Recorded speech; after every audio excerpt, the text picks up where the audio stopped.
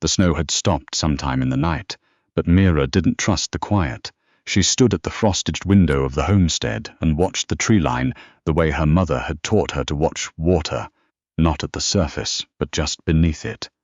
Something was wrong with the stillness. The birch trees at the far edge of the property stood white and bare, and nothing moved among them.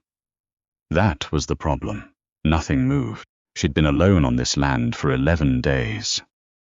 Her husband, Gareth, had left for Kamloops before the first hard frost, said he'd be back before it settled. He hadn't been back. She'd stopped counting on him somewhere around day 4, when the stovepipe froze, and she'd had to chip ice off the flue with the blunt end of a hammer at 2 in the morning, alone in the dark, with the temperature dropping, and no one to hold the lantern. She'd done it. She'd do it again. But that wasn't the point. The point was she was 29 years old, and alone on 40 acres in the Thompson Plateau with 3 weeks of preserved food and a rifle she'd fired exactly twice in her life. Her name was Mira, and she had not asked for any of this. She turned from the window and set the kettle on the stove. The fire was low, and she added 2 pieces of birch from the stack beside the door, listening to the wood catch and spit. Outside, a raven called once, then stopped. She picked up the rifle. It was her father's. A lever action, older than she was, the stock worn smooth along the grip from decades of his hands. She didn't load it. She just held it and stood still and listened. The sound came on the 3rd minute, not knocking, not a voice. The sound of boots on frozen ground, deliberate and unhurried, coming around the east side of the cabin toward the door. More than one set. She could tell by the rhythm. 2 distinct gaits, one heavier than the other, one dragging slightly, like a man who'd been walking too long on bad terrain. She moved away from the window, put her back to the wall beside the door. 3 knocks, sharp. She didn't answer.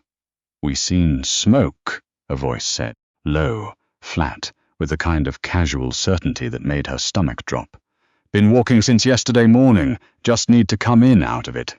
She said nothing. "There a man in there?" Still nothing. A pause. Then, quieter, in a different register. That register she'd learned to recognize as the one that came before something bad. Don't much matter either way.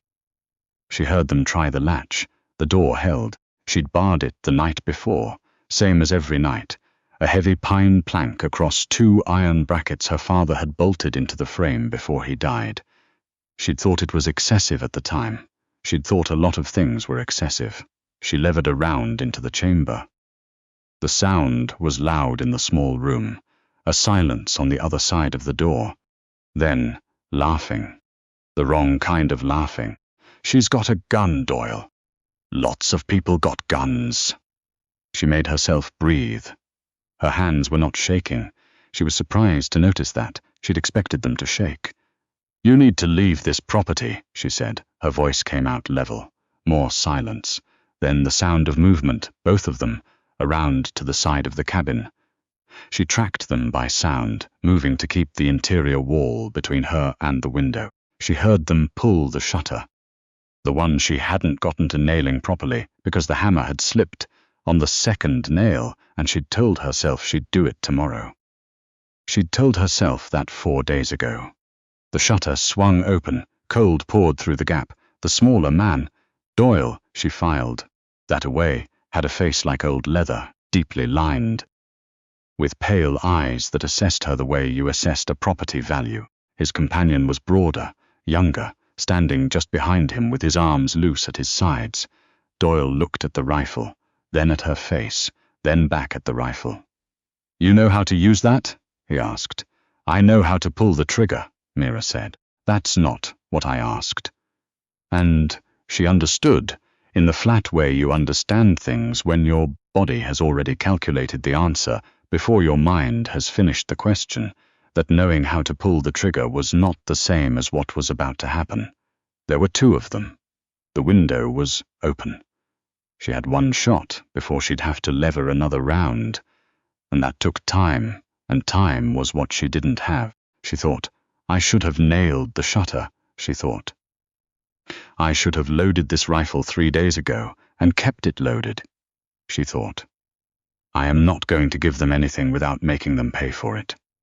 She raised the barrel. The broad one moved first, vaulted the sill with the ease of someone who'd done things like this before, someone for whom other people's homes were just problems to be solved. She swung the barrel toward him, and he caught it, both hands, and the strength in his arms was a different category of thing than her strength, and she knew it, and kept pulling anyway, kept her hands locked on the stock, kept her feet braced on the floorboards. Her father had laid 30 years ago. She did not let go. He wrenched the barrel upward, and the shot went into the ceiling. Plaster dust fell. She still did not let go.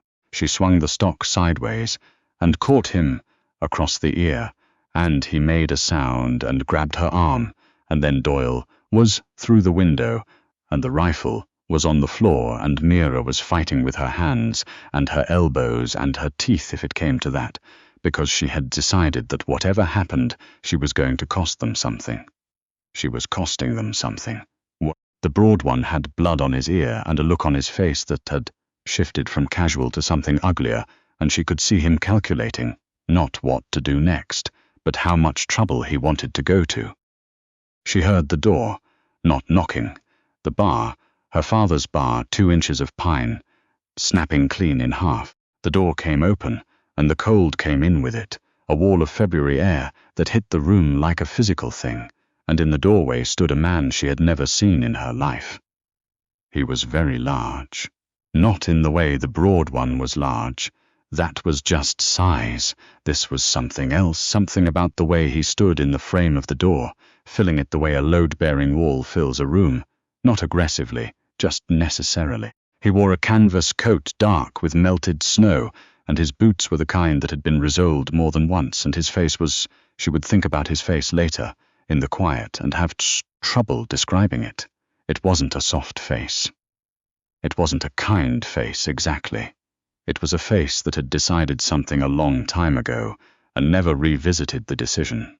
His eyes went around the room once, found the rifle on the floor, found Doyle, found the broad one with his hand still closed around Mira's arm. He said, "Let her go." That was all he said. The broad one didn't let go. Immediately. There was a moment. Mira felt it. A kind of barometric shift, the way pressure drops before a storm, where the broad one weighed his options. She watched him do it. She watched him look at the man in the door and do the calculation and arrive at the answer. He let go. The man in the doorway didn't come further inside. He stepped to the side and held the door open and looked at Doyle and the broad one with an expression that was not threatening. It was something worse than threatening. It was patient. It was the expression of someone who had decided the outcome already and was just waiting for the present moment to catch up. "I'd go," he said. They went. She didn't watch them leave. She was watching him. He stood in the open doorway until the sound of their boots in the snow faded into the tree line. Then he looked at the door, at the shattered pine bar, the bent bracket, and at the open window, the cold still pouring through. He crossed to the window and pulled the shutter closed and latched it on the inside. With a piece of wire he bent into shape from his coat pocket, a small gesture so practical and so quiet that something in her chest did something she wasn't prepared for. She picked up the rifle, levered out the spent casing, loaded, a fresh round from her pocket. "Who are you?" she said. He looked at her. "Callum," he said. Then he seemed to reconsider something. "My people call me Cal. I didn't ask what your people call you." Something shifted at the corner of his mouth, not quite a smile. "Cal, then, what are you doing on my land?" "Tracking a horse," he said. He said it like it was a complete and self-evident answer, which she supposed it was. Grey Percheron threw a shoe somewhere past the ridge, followed the tracks down, saw the smoke. He paused, heard the shot. She looked at the hole in her ceiling. "I didn't need help." "No," he said. Not agreeing, not disagreeing, just acknowledging that she'd said a thing. "I was managing." "You were," he said. She didn't know what to do with that, so she did what she always did when she didn't know what to do. She moved. She picked the stove wood up off the floor, where it had scattered in the struggle. She righted the chair that had gone over. She found the kettle, still on the stove, still hot, and she poured water into 2 cups, because her hands needed something to do, and because he was still standing there, and she didn't know what else to offer him. She held out one of the cups. He looked at it for a moment before he took it. His hands were very large, she noticed. The knuckles were scarred in the particular way of a man who had spent a great deal of time in cold weather doing physical work. He wrapped both hands around the cup and stood by the stove and drank. "How long have you been alone out here?" he asked. 11 days. He didn't say anything about Gareth. She didn't volunteer it. "Stovepipe's been struggling," he said, looking at the ceiling. "I know. Elbow joints probably rusted through on the inside. I can look at it. I can look at it myself. I know," he said. He looked at her with those flat, calm eyes. "I said, I can look at it. I didn't say you couldn't." She drank her tea and thought about that. He was not what she'd expected. She didn't know what she'd expected. Someone who wanted something. Someone who talked too much, who explained himself, who tried to make her feel like she owed him. The men she'd known in her life had a habit of doing that, arriving with their help, pre-priced, ready to present the invoice before the work was finished. He didn't talk. He stood by her stove and drank the tea she'd given him, and looked at the floor the way a man looks at a floor, when he's being careful not to take up more space than he's been offered. After a while she said, "The stovepipe. You'd need to get up on the roof. There's snow up there." "Some. I've got creepers," he said. Boot creepers. Of course he did. A man who tracked horses across a February plateau in the Thompson would have boot creepers. She thought about the stovepipe. She'd thought about it every morning for 11 days. She'd gone up to look at it once and come back down because the ice on the edge of the roof was unpredictable, and she was alone, and if she fell, there was no one. "After you find your horse," she said. He nodded once, set down the empty cup on the table, with the same carefulness with which he'd taken it, and then he went outside, back into the cold, without asking for anything else. She stood at the window she'd latched and watched him cross the yard toward the tree line, his tracks dark in the fresh snow. He moved like the land belonged to him, not in an owning way, in a knowing way, the difference being everything. She found just keep walking. He'll just keep walking. He didn't keep walking. He came back an hour later, leading a grey horse that was limping slightly on the right foreleg, picking its way through the snow with the resigned patience of an animal that had been through worse and knew it. The horse was enormous, the kind of horse you didn't see much anymore, a proper working animal, broad-chested and calm. Cal led it to the lean-to beside the barn, without being asked, without checking whether she wanted him to, because there was nowhere else a limping horse belonged. She watched from the window. Then she put her coat on and went out. The lean-to was cold but out of the wind, and the horse had lowered its head and was already pulling at the hay she kept there, not much. But some. She'd been careful about the stores. Cal crouched beside the right foreleg, running his hand down the cannon bone with the slow attention of someone reading something written in a language he'd spent a long time learning. "Nothing broken," he said without looking up. "Bruised. She needs rest. She'll have it," Mira said. He looked up at her then, and there was something in his face. Not surprise, but something adjacent to it, like he'd expected negotiation, and she'd simply agreed. "I'll pay for the hay," he said. "You don't have to do that. I know I don't have to." She thought about that, about the difference between have to and want to, and how rarely she encountered the second one offered so simply. "The stovepipe," she said, "if you still mean to." He stood. "After I look at the shoe." She watched him work the rest of the afternoon. He didn't talk much, and she didn't force it. She worked alongside him, not because he needed her to, but because it was her land and she wanted to know what was being done with it. He didn't seem to mind. He handed her things, when she was close enough to hand things to, and when she held the light steady. Without being asked, he just worked by it, no comment. As though this were a natural and obvious arrangement. The stovepipe elbow had rusted through, as he'd said. He replaced it with a piece of tin from the back of the lean-to, the same tin she'd seen there every day for 11 days, without knowing what it was for. He knew what it was for. "How do you know this kind of thing?" she asked, when they were back inside and the stove was drawing properly for the first time in over a week. Grew up in it. He was warming his hands. "My father had a place like this, north of Clearwater. Hard winters. You learn what matters fast." "What happened to it?" "The place." "Fire," he said. Just the one word, set down like a stone. She didn't push at it. She understood about things you'd set down. That night she made a proper supper. Baked beans with the salt pork she'd been saving, cornbread from the last of the meal, and the two of them sat at either end of the table that was meant for a larger family and ate without much conversation, and it was. She would realize. Later, the most comfortable she'd felt in the entire 11 days. He slept in the barn, she offered. The floor by the stove, and he declined, which she'd expected, and then he went out to sleep in the lean-to with his horse. And she didn't argue, because some men were made for that kind of cold, and she was starting to understand that he was one of them. In the night, she lay awake and thought about Gareth, about the morning he'd left, his back to her as he loaded the horse, his voice when he said he'd be back by frost, the way he'd said it, not as a promise, as a convenience. She'd told herself she was angry. She was. But underneath the anger was something older and quieter and harder to name. The knowledge that she had been left behind before, by different people, in different ways, and she had always managed. Managing was not the same as being all right.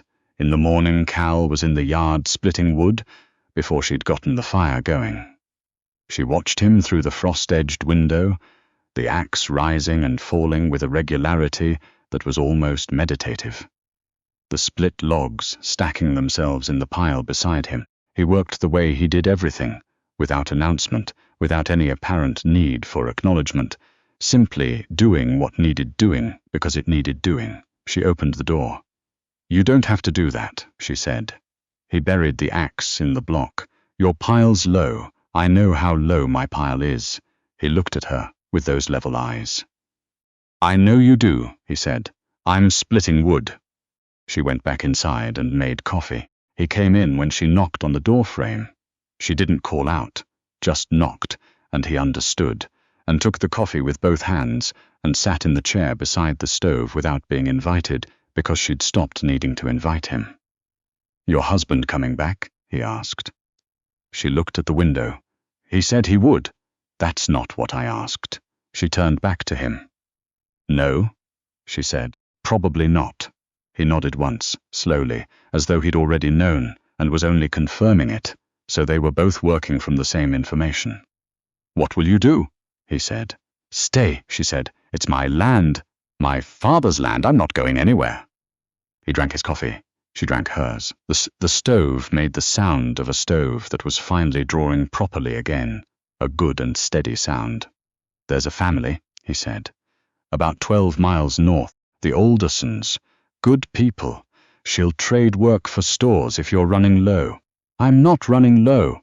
"Not yet," he said. She thought about the salt pork she'd used last night, the cornmeal getting low, the 3 weeks of stores she'd recalculated twice, and knew was closer to 2.5. "I'll keep it in mind," she said. He nodded. He looked at the window the way she looked at the tree line, not at the surface, but just beneath it. "Those two from yesterday," he said. "They had the look of men working a circuit. They'll likely try the next place down the road. Should I warn someone?" "Already done," he said. "I went out last night." She stared at him. "You walked 12 miles in the dark on frozen ground." 10, he said, and the moon was up. She thought about what that meant. About a man who, having spent the day doing her stovepipe and splitting her wood and sleeping in a cold lean-to, had gotten up in the middle of the night and walked 10 miles through February dark to warn a neighbor she hadn't mentioned. just because it needed doing. "You could have told me," she said. "You were sleeping. You don't know that." "You hadn't lit the lamp," he said. The stove was banked down. "You were sleeping." She sat very still. "Cal," she said. He looked at her. "Why are you still here?" He didn't answer immediately. He looked at his coffee, then at the window, then back at her with that face that didn't show things easily but showed them when it chose to. "My horse needs 2 more days of rest," he said. After that. He was quiet for a long moment. "My place is about 4 hours north of here on a clear day," he said. "It's not hard to get to if you know the way." He paused. "I know the way." She understood what he was saying. She sat with it. "I don't take charity," she said. "I know, and I'm not going to sit here waiting to be checked on like I can't manage." "I know," he said again, and she believed him. "That's not what I'm offering. What are you offering?" He turned the cup in his hands. "Company," he said, "if you want it, and someone who knows what a rusted stovepipe elbow looks like before it becomes a problem." He looked up. "And someone who'll tell you straight when he's coming, and straight when he's not. No waiting by the window." She thought about 11 days. She thought about the shutter she hadn't nailed. She thought about the stovepipe and the roof ice, and the night she'd been so cold she'd put on her coat inside and sat by the stove and told herself, "It was fine, it was fine, it was fine." She thought about last night, sleeping without that low constant hum of alertness she'd been carrying since Gareth left, sleeping like the stove was finally drawing, like the door bar was solid, like someone was watching the tree line. She thought, that is not a small thing. 2 more days, she said, for the horse. He nodded. "And then we'll see," she said. He didn't smile, but something in the set of his shoulders changed, something that had been braced for a long time releasing slightly, like a man who has been carrying weight down a mountain and has finally seen the valley. "We'll see," he agreed. Outside the window the birch trees stood white and bare in the February cold, and Raven called from somewhere in their branches, and this time Mira noted it called twice. She didn't know what that meant, if it meant anything. But she turned back to the stove and added wood, and the fire took it, and the room was warm, and that was enough for now.